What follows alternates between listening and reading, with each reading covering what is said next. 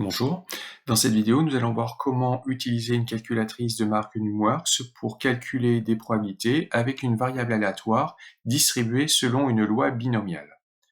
Dans un premier temps, on va se placer dans le mode probabilité ici, donc on descend le curseur jusqu'à probabilité et on valide. Ici, dans probabilité, on choisit ici la loi binomiale. Et on va choisir ici les paramètres n et p de notre loi binomiale. Donc ici, on va prendre n égale 20, ce qui est déjà entré, et p égale 0,6. On valide et on passe à l'étape suivante. Si on veut, dans un premier temps, calculer la probabilité que x vale 13, eh bien, on va se déplacer ici sur le type que l'on souhaite. On veut la probabilité d'une valeur particulière, donc on va aller ici au quatrième onglet. Et ici, on va prendre probabilité de x égale 13. Je saisis ici 13, je valide, et j'obtiens ici la probabilité 0,165882,3.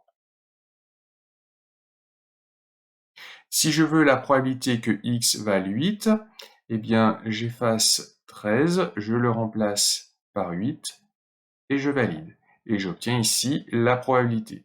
On peut noter ici une représentation graphique de cette probabilité. Si ensuite je veux calculer la probabilité que x soit inférieur ou égal à 13, eh bien je vais revenir ici à gauche, je valide. Je veux la probabilité que x soit inférieur ou égal à 11, donc c'est une probabilité à gauche de 11, donc je remonte ici sur le premier onglet. Je valide, et je vais mettre probabilité que x soit inférieur ou égal à 11. Je valide, et je trouve 0,4044013. Et on voit ici une représentation graphique. Si ensuite je veux calculer probabilité que x soit inférieur à 10, comme on est sur une variable aléatoire discrète, x inférieur à 10 signifie x inférieur ou égal à 9. Donc ici, je vais remplacer le 11 par 9 et je valide. J'obtiens ici la probabilité.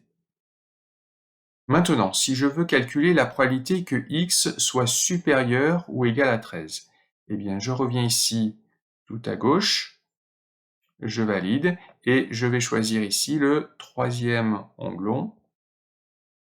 Donc ici, pour une probabilité à droite, donc je valide, je veux la probabilité que x soit supérieur ou égal à 13, donc ici, je tape 13, et je vais lire la probabilité 0,4158,929. Si je veux maintenant probabilité que x soit supérieur à 8, comme on a une variable aléatoire discrète, x supérieur à 8 signifie que x est supérieur ou égal à 9. Donc je vais remplacer ici 13 par 9. Et je valide. J'obtiens ici la probabilité. Maintenant, si je veux calculer la probabilité que x soit compris entre 12 et 15, eh bien ici, je vais revenir à gauche et choisir le deuxième onglet. Donc ici, une probabilité entre deux valeurs. Donc la probabilité, elle est que x soit compris entre 12 et 15 inclus. Donc je note ici mes deux bornes, 12 pour la première, 15 pour la deuxième valeur. Je valide. Donc j'obtiens ici les probabilités de 12, 13, 14 et 15. Cette probabilité, je la lis ici.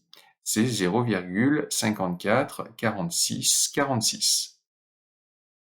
Maintenant, si je souhaite calculer la probabilité que x soit compris entre 8 et 14 de manière stricte, eh bien x compris entre 8 et 14 de manière stricte, comme x est une variable aléatoire discrète, cela signifie que x est compris de manière large entre 9 et 13.